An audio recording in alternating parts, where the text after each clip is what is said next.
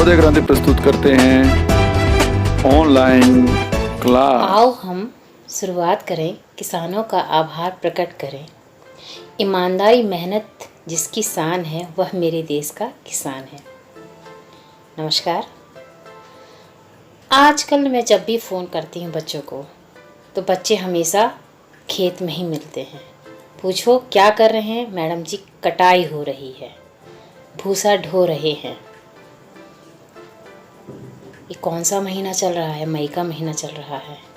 मैं अप्रैल से फ़ोन करती जा रही हूँ, तब से ये बार बार यही मैसेज आ रहा है कि मैम गेहूँ कट रहा है, मैम गेहूँ कट रहा है। सही बात है, गेहूँ कट तो रहा ही है और गेहूँ कटने का समय भी है। और क्या कौन सी फसलें कट रही हैं इस समय, ये भी हमें पता होना चाहिए। गेहूँ कौन सी फसल है, ये भी हमें पता होना चाहिए।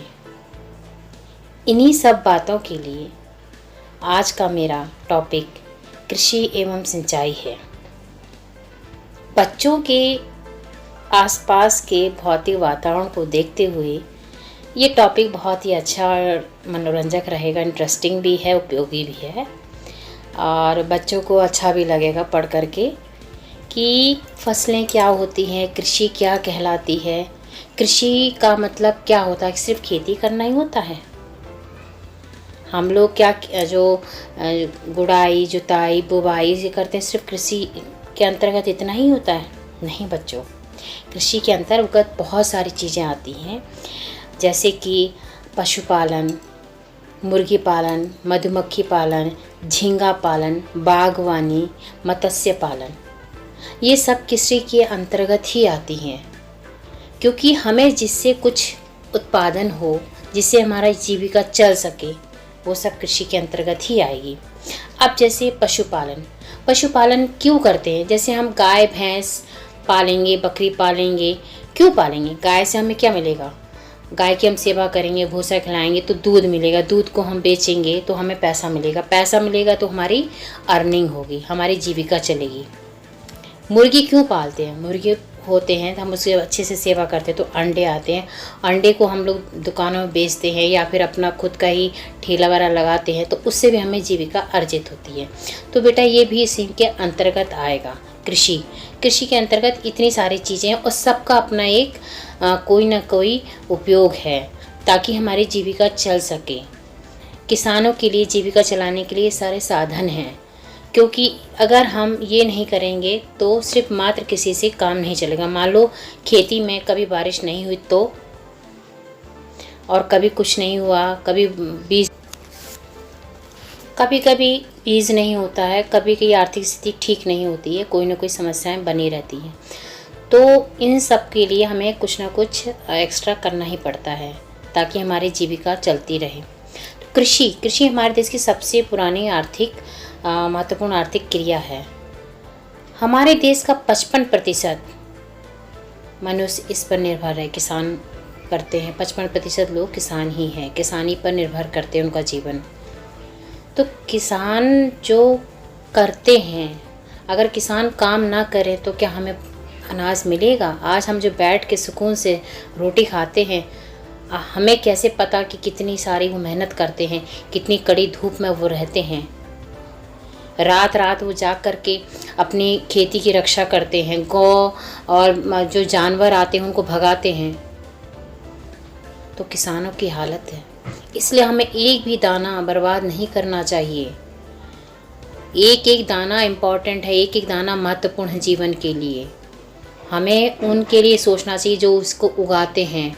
कभी उनकी स्थिति को देखिए, उनके नज़दीक जाके झांकिए तो पता चलता कि अनाज कैसे आ रहा है।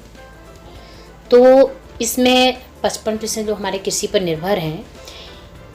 अब मनुष्य फसल क्या कृषि और फसल एक है? नहीं।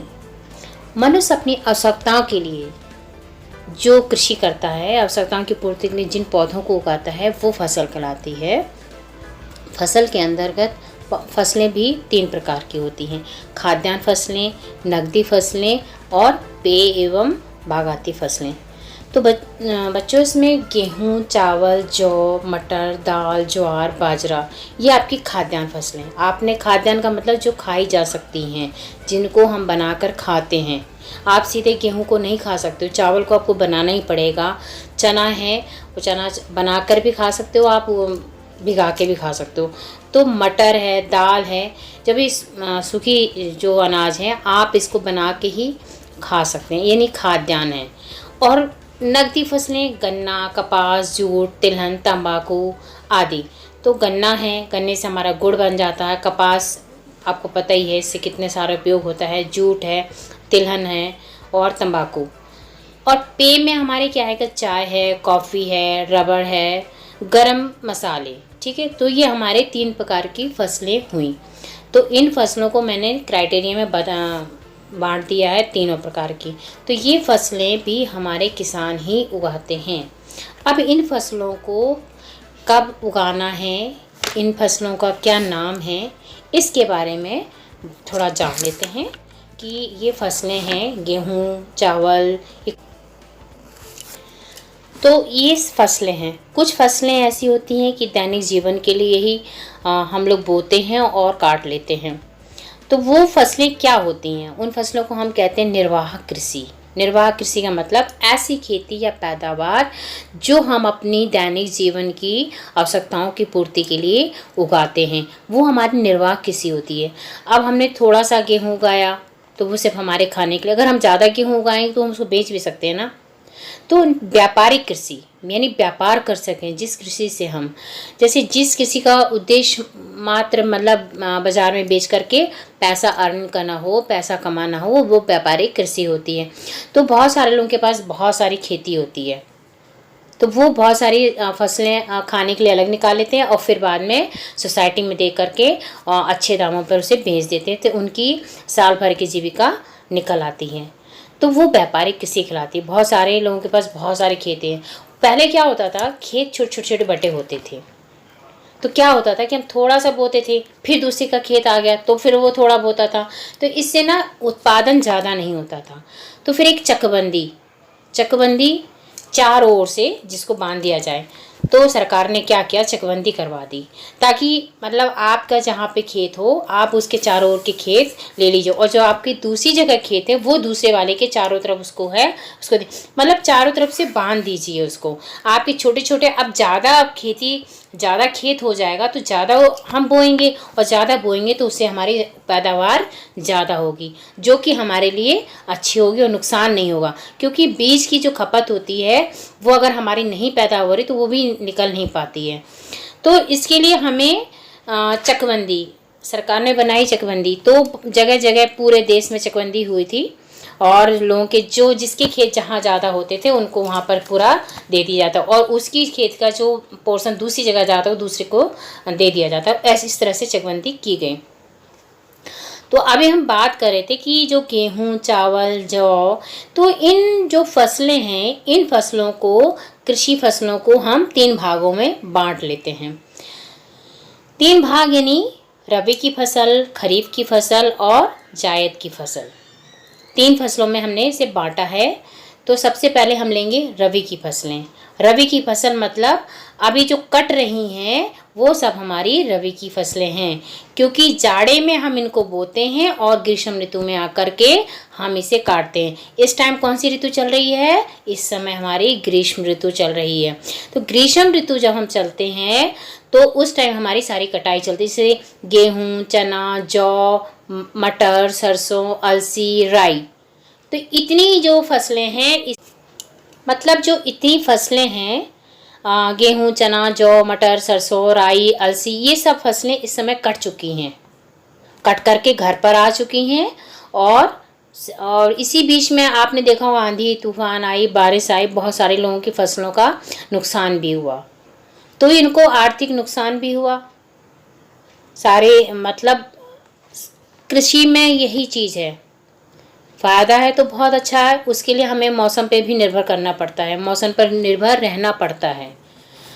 अगर फसल कट रही है गेहूं की, बारिश हो गई, ओला गिर गया, अभी बीच में ओला भी गिरा था, तो इससे हमारा कितना आर्थिक नुकसान हुआ किसानों का। तो ये सब चीज़ें उन्हें पहले से मैनेज करनी पड़ती हैं कि हम कैसे कैसे इसको कर लें, मौसम देख करके फटाफट काट के रख लें, कहाँ इसको ऐसे मड़ैया बना के रखते हैं वो लोग ताकि फटाफट काट के उसको रख लिया जाए। तो इसके बाद ये जाड़े में बोई जाती है और ग्रीष्म में काटी जाती है। ये कौन सी फसलें हमारी? रबी की फसल। अब हम लेते हैं खरीफ की फसलें। खरीफ की फसलें यानी अब जब बरसात का महीना आएगा तो हम उस समय बोएंगे और कब काटेंगे? वर्षा ऋतु में हम इसको प्रारंभ में बोते हैं और ऋतु में जब कब काटेंगे? नवंबर दिसंबर में इसको काट ली जाएगी। यानी वर्षा ऋतु में हम इसको बोएंगे और नवंबर दिसंबर यानी उस टाइम हम इसको काट लेंगे। तो इसमें कौन कौन सी फसलें आएंगी? धान, मक्का, ज्वार, मूंग, जूट, मूंगफली। तो ये हमारी खरीफ की फसलें हैं। वर्षा ऋतु के प्रारंभ में बोई जाती हैं और शीत ऋतु में ये काट ली जाती हैं। तो अब हमारी जून ये ख़त्म होते ही, जून के लास्ट में अभी सभी खेतों को साफ करके और उसकी गुड़ाई वगैरह जुताई उताई हो चुकी होगी और बीज पड़ेगा किसका? इसमें इस समय धान का। जिसके पास जितनी ज़मीन है उसके अकॉर्डिंग वो लोग बोते हैं। तो उसके बाद हमारी आई जायद की फसलें। जायद की फसलें जैसे जो मार्च अप्रैल में बोई जाती हैं और जब वो तैयार हो जाती हैं तो उसको उस समय ही काट लिया जाता है। उसमें सब्जियां भी आती हैं, जैसे हम लोग को सारे साल सब्जियां मिलती ही रहती हैं। तो उसमें कौन कौन सी ऐसी सब्जी, अभी गर्मी का मौसम आया तो हम लोग को क्या मिलता है खाने के लिए? तो तरबूज है, खरबूज है, ककड़ी है, अभी खीरा वगैरह आने लगा है। तो ये सारी सब्जियां हमारी कौन सी फसलें कहलाएंगी? ये हमारी जायद की फसलें हैं। तो इसमें जायद में मार्च अप्रैल में बोना और जैसी फसल तैयार हो जाती है तो हम इसको काट लेते हैं। इसके लिए ये नहीं है कि हमें अगर नहीं तैयार हुई तो नहीं काटना है, ये बस तैयार होती है इसको काट ली जाती है। इसके लिए हमें ज़्यादा सोचना नहीं पड़ता, फिर हम दोबारा बो। चलिए अब बात करते हैं कि जो हमारी फसलें हैं उन फसलों के लिए क्या क्या कैसी मिट्टी, कैसी जलवायु और वो कहाँ कहाँ ज़्यादा उगती हैं उनके बारे में बात करते हैं। जैसे चावल। चावल हमारे कहाँ पर होता है? पश्चिम बंगाल, उत्तर प्रदेश, असम, बिहार, उड़ीसा, हिमाचल प्रदेश, केरल, त्रिपुरा, महाराष्ट्र, मध्य प्रदेश, छत्तीसगढ़, पंजाब। तो ये इतनी जगह पे चावल सबसे ज़्यादा होता है। इसके लिए अब क्या क्या चाहिए? इसके लिए अधिक गर्मी, अधिक पानी और उपजाऊ चिकनी मिट्टी। कितनी चाहिए? क्या क्या चाहिए हम लोग इसके लिए? अधिक गर्मी चाहिए, अधिक पानी। आपने देखा होगा जो कि चावल के जब हम लगाते हैं तो देखो पानी घुटनों तक भरा हुआ था। आप लोग खेतों में देखते ही होंगे कि इतना पानी भरा रहता है। साथ ही इसके लिए गर्मी की आवश्यकता बहुत है, इसलिए इस गर्मी भी इसके लिए ज़रूरी है। भारत में 22% यानी 22% चावल का उत्पादन करता है। पूरे विश्व में 22% चावल हमारे देश में ही पैदा होता है। चीन के बाद भारत का विश्व में दूसरा स्थान है। चावल का विश्व में दूसरा स्थान है। इसके बाद हम बात करते हैं गेहूं की, क्योंकि ये प्रमुख फसलें हैं, चावल और गेहूं। गेहूं के लिए हमें क्या कहाँ कहाँ सबसे ज़्यादा होता है? सबसे पहले तो ये देख लें, उत्तर प्रदेश, पंजाब, मध्य प्रदेश, हरियाणा, राजस्थान, महाराष्ट्र। तो इसके लिए मिट्टी कैसी चाहिए? दोमट मिट्टी होनी चाहिए, सामान्य वर्षा होनी चाहिए, इसलिए सिंचाई की आवश्यकता होती है। पकते समय गर्मी भी चाहिए इसके लिए। विश्व में गेहूं का उत्पादन देश में भारत का चीन के बाद दूसरा स्थान, चावल का भी दूसरा स्थान है और गेहूं का। भारत में उत्तर प्रदेश में सबसे ज़्यादा गेहूं का उत्पादन होता है। गेहूं सबसे ज़्यादा उत्तर प्रदेश में पैदा होता है। इसके बाद हम बात करते हैं दालों की। दालें सबसे ज़्यादा कहाँ पे होती हैं? मध्य प्रदेश, राजस्थान, कर्नाटक, उत्तर प्रदेश और आंध्र प्रदेश। मध्य प्रदेश, राजस्थान, महाराष्ट्र, कर्नाटक, उत्तर प्रदेश, आंध्र प्रदेश। ठीक है, तो इसके लिए प्रत्येक प्रकार की मिट्टी अच्छी होती है।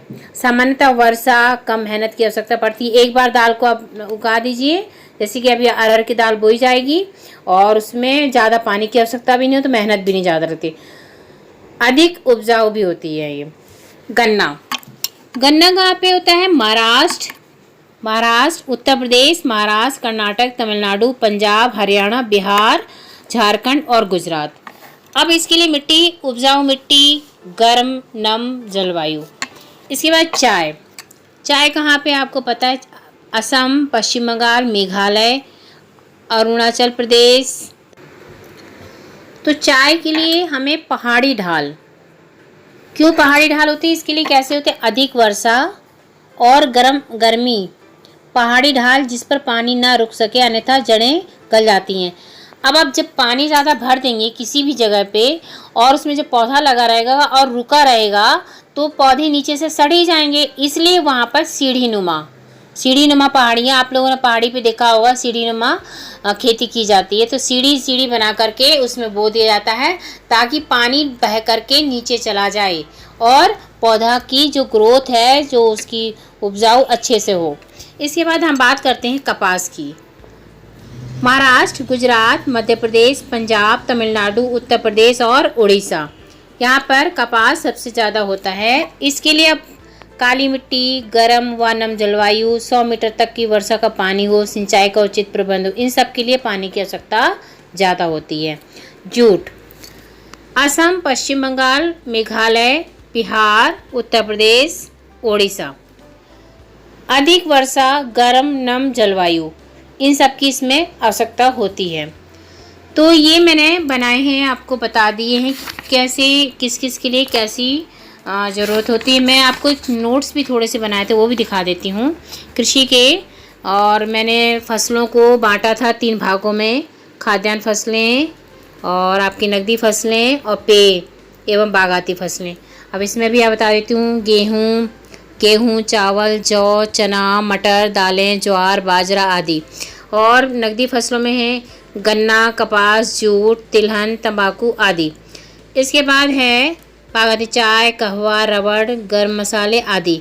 और मैंने इसमें आपको बताया था कृषि फसलों के प्रकार भी। तो गेहूँ, चना, जौ, मटर, सरसों, अलसी, राई। और ये कब होती है? ये भी इसमें आपको मैंने बना दिया है चार्ट एक तरह का। इसको आप देख भी लेंगे तो आपको तुरंत इसको याद हो जाएगा कि खरीफ की फसलें कब बोई जाती हैं, वर्षा के प्रारंभ में बोई जाती हैं और शीत ऋतु में काट ली जाती हैं। और जो आपकी जायद की फसलें हैं वो मार्च अप्रैल में बोई जाती हैं और जब तैयार हो जाए उसको काट लिया जाता है। तो बच्चों ये सब है, फसलें बताई हैं मैंने। इसमें आपकी कृषि की बात हुई है। इसमें अगले जो टॉपिक होगा उसमें हम लोग सिंचाई की बात करेंगे कि सिंचाई कैसे होती है, उसमें कैसे क्या क्या साधन उपयोग किए जा सकते हैं, तो उसकी बात करेंगे। आप लोग इसमें से अपने इंडिया का मैप, भारत का नक्शा आपकी बुक में दिया हुआ है, उसको देखिएगा। और ये चिन्ह हैं जो आपके देश हैं जहाँ पर जो गेहूँ कहाँ पे हुआ है उसको चिन्हित करिएगा। धन्यवाद।